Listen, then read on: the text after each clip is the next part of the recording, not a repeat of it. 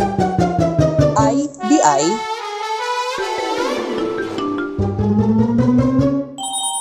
From the breaking of the day till the middle of the night. From the breaking of the day till the middle of the night. From the breaking of the day till the middle of the night. From the breaking of the day till the middle of the night. Mga kasugbo, kabalo ba mo nga na strawberry farm din sa atong syudad? Kung wala pa, bisitahan na ang Strawberry di Cantipla Eco Farm din sa Barangay Cantipla. Unsa may naka-espesyal ni ini? Kuyugi ko og atong sa taon karon. Tara!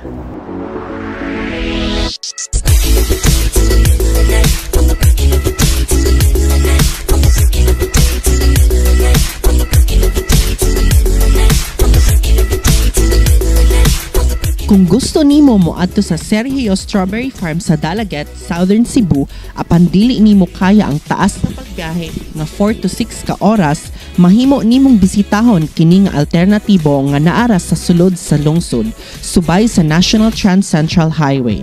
Opisyal nga giablihan sa publiko ni atong April 2018 ang Strawberry di Cantipla Eco Farm na himutang sa Barangay Cantipla, Dakbayan sa Sugbo. Kini usa ka gamay nga umahan apan sigurado nga kini mohatag og lingaw nga experience tungod sa strawberry picking nga pwede ninyong ma-enjoy kauban ng imong barkada o pamilya. Ang Strawberry di Cantipla Eco Farm aduna nay dulan ka 5,000 katanom nga strawberry sa pagkakaron ug nagplano pa sila nga magtanom og daghan.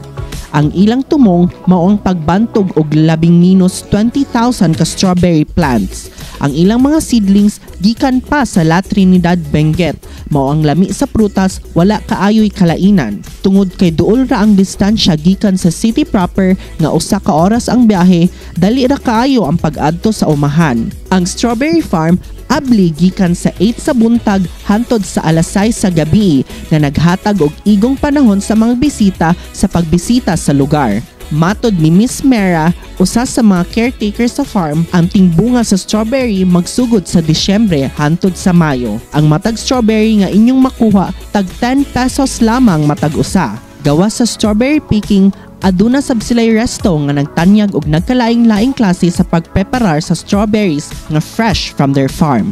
Ang ilang menu mahimo kamong mupili gikan sa strawberry shake, strawberry burger, strawberry pancake, banana split nga adunay fresh strawberries og strawberry ice cream, halo-halo og daghan pa.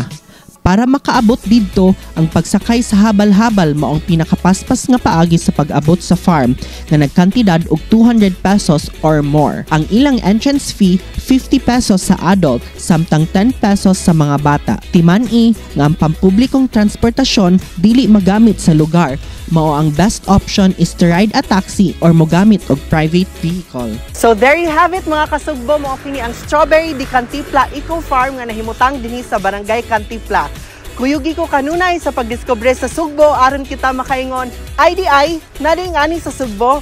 This is Mark. Until next time, back to you Santino Anova.